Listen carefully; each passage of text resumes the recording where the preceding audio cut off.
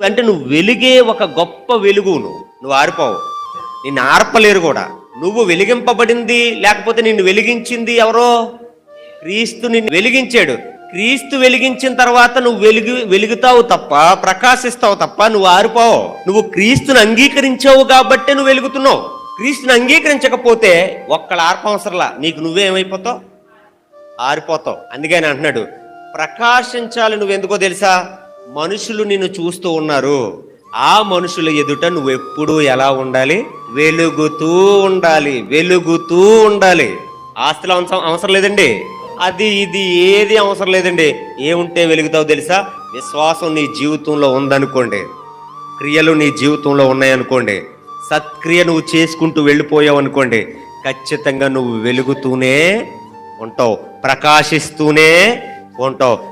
నీ పక్కకు వచ్చినోడు ఎలుగుతాడు తప్ప వాడు ఆరిపోడు.